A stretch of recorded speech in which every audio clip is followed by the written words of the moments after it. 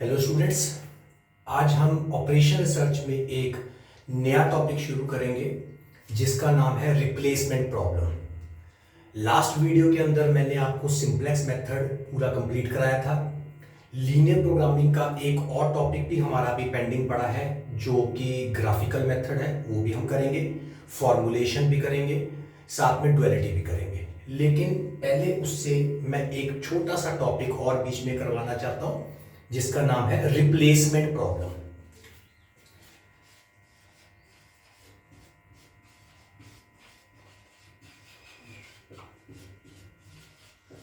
सबसे पहले इस टॉपिक का मतलब पता होना चाहिए हमें। रिप्लेसमेंट का मतलब क्या है?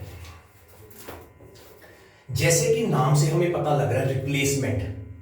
कई बार ऐसे होता है इन सर्टन कंपनीज, जब ऑर्गेनाइजेशंस, जब मैन्युफैक्चरिंग यूनिट्स, हमारे पास कुछ ऐसे एसेट्स होते हैं जो यूज के साथ वियर एंड टियर, मतलब उनकी लाइफ जैसे जैसे बढ़ती रहती है उनको उनकी यूजफुलनेस कम होती रहती है। Secondly, chances of break down बहुत ज़्यादा बढ़ जाते हैं। जैसे फॉर एग्जांपल कोई मशीनरी है, जैसे जैसे हम ईयर टू ईयर उसे यूज करते रहेंगे, जैसे जैसे उसकी लाइफ आगे चलती रहेगी, वियर एंड टियर होता रहेगा। एसेट की वियर एंड टियर होती है, आपको पता ही है। फिक्स एसेट्स की वियर एंड टियर होती है। एसेट्स की वियर एंड टियर होगी तो chances of break down, sudden break down ज्यादा बढ़ जाते हैं। एसेट खराब हो सकता है, सडन ब्रेक डाउन हो सकता है, जिससे कंपनी को ह्यूज लॉस हो जाएगा और उसे इमीडिएटली फिर हमें चेंज करना पड़ेगा, न्यू परचेज करना पड़ेगा। तो टाइम टू टाइम हमें पुराने एसेट्स को रिप्लेस करना चाहिए। सेकेंडली, ऑब्सोलीट, ऑब्सोलेंस मतलब ट्रेडिशंस चेंज, टेक्नोलॉजी चेंज होती रहती है। अगर हम ओल्ड ट्रेडिशन के एसेट्स को, टेक्नोलॉजी के एसेट्स को यूज करते रहेंगे तो उनकी एफिशिएंसी कम होती है as compare to the latest new technology वाले एसेट्स से।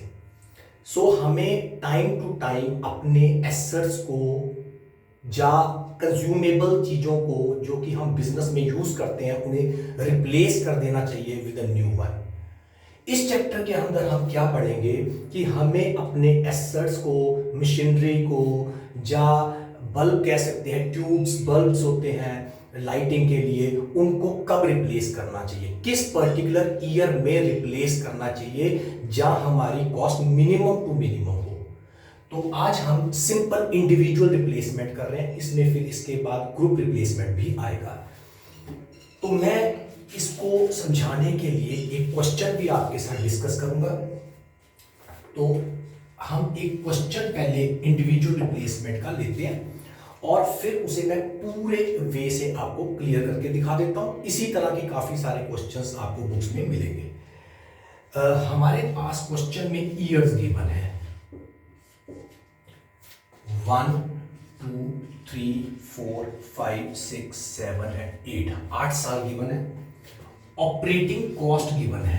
ऑपरेटिंग कॉस्ट मतलब एसेट की कॉस्ट होती है, रिप्लेसमेंट कॉस्ट नहीं मैं कह रहा, ऑपरेटिंग कॉस्ट। ऑपरेटिंग कॉस्ट मतलब जैसे स्पेयर्स एंड स्पेयर पार्ट्स हो गए, या सैलरी टू द स्टाफ, ये सारे ऑपरेटिंग कॉस्ट है, उसे चलाने की कॉस्ट।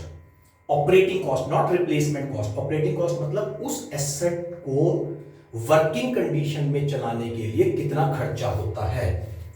फर्स्ट ईयर में 200, जैसे जैसे ये ओल्डर होती जा रही है इसकी ऑपरेटिंग कॉस्ट बढ़ती जा रही है, पुराना एसेट ज्यादा कॉस्ट कंज्यूम करता है।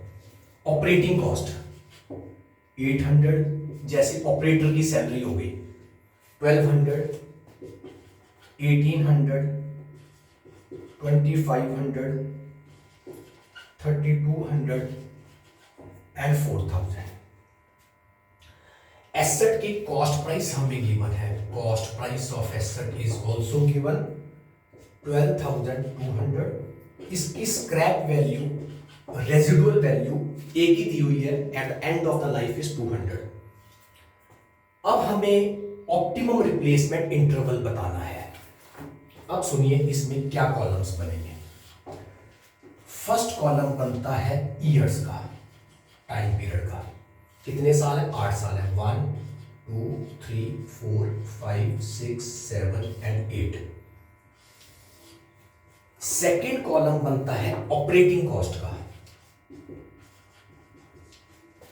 जिसे हम एम ब्रैकेट में T maintenance cost time period wise जो हमें क्वेश्चन में गिवन है 200 500। कई बार ऑपरेटिंग कॉस्ट सीधा नहीं दी होती, अलग अलग दी होती है, staff salary, loss due to break down, spare parts की कॉस्ट सारी ऐड करके आपने ऑपरेटिंग कॉस्ट में ले लेनी है। 800 1200 1800 2500 3200 एंड 4000। नेक्स्ट कॉलम हमारा जो बनता है वो बनता है cumulative. Next cumulative operating cost, जिसे हम लिखते हैं सिग्मा एम टी।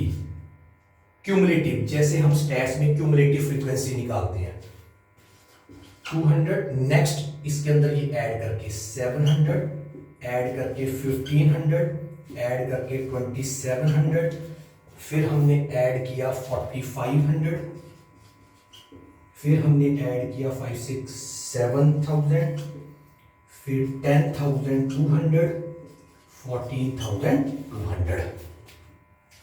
पहले 200, फिर इसमें ये ऐड करके ये आ गया 700, इसमें 800 ऐड करके 1500, 1200 ऐड करके 2700 and so on. Cumulative operating cost sigma m bracket में t. Then we have next column depreciation. Depreciation का फॉर्मूला होता है cost of asset, operating cost का ले लेना, cost of asset minus scrap value. यहां तो एक ही दिया है, हर ईयर की अलग अलग स्क्रैप भी हो सकती है। यहां divide by number of year नहीं करना, क्यों? क्योंकि हर ईयर को हम इंडिपेंडेंट समझ रहे हैं।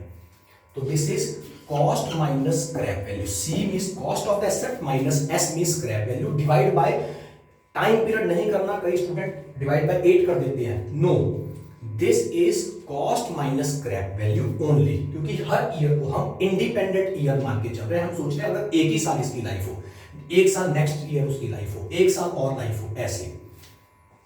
तो कॉस्ट है 12,200 minus 200 is 12,000, 12,000, 12,000, 12,000, 12,000, 12,000, 12,000 and 12,000 total cost. Next column, this is operating cost cumulative वाली, मतलब this is column number 1, this is column number 2, this is column number 3, this is 2 plus 3, column number 2 plus 3, 12,200, 12,700, 13,500, 14,700, check कर लें ठीक चल रहा है, yes, 16,500, then we have 19,000, then we have 22,200, then we have 26,200। पता लगा कैसे निकालनी है?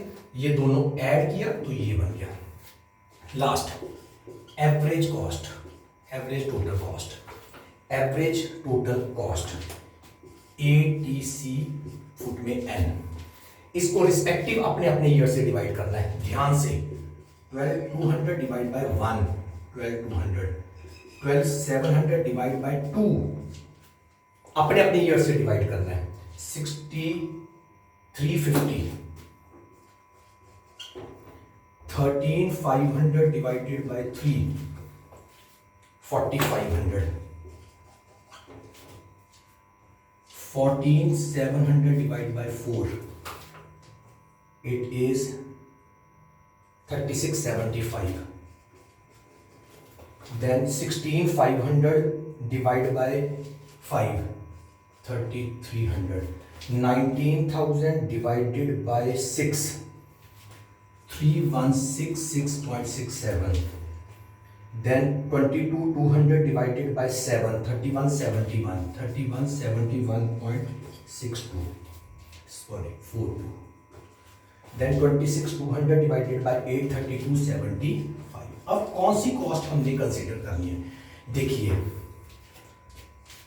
यहां कॉस्ट कम है, यहां उससे कम है, यहां उससे कम है, यहां उससे कम है, यहां उससे कम है, यहां हमने ये ध्यान रखना है जहां कॉस्ट कम होती जा रही चलते रहो, लेकिन जहां कॉस्ट बढ़ने लगी वहां उससे पहले पहले हमें रिप्लेस कर देना चाहिए। 3166 या 3171, दैट मीन्स हमें इस ईयर में रिप्लेस कर देना चाहिए। इसके बाद अगर हम एसेट को यूज करेंगे उसकी कॉस्ट बढ़ती रहेगी।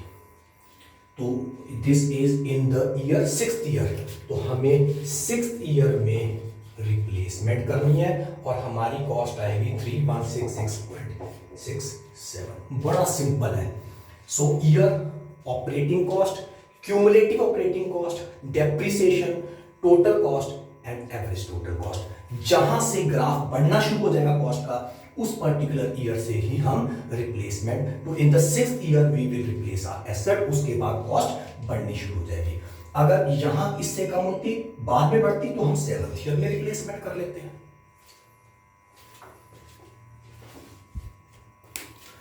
तो ये हमारा इंडिविजुअल रिप्लेसमेंट का टॉपिक है। डेप्रिसिएशन का फॉर्मूला कॉस्ट माइनस स्क्रैप। एक चीज ध्यान रखनी है कि डेप्रिसिएशन में स्क्रैप एक ही दी है, कई बार ईयर वाइज अलग अलग भी दी होती है, तो हर साल में से अपनी अपनी स्क्रैप माइनस करेंगे और ईयर से डिवाइड नहीं करना। That is depreciation. Total cost second column plus third column, average cost, total cost divided by respective year 1 2 3 4 5। Next class में हम इसका एक और टॉपिक करेंगे। Thank you students, have a nice day.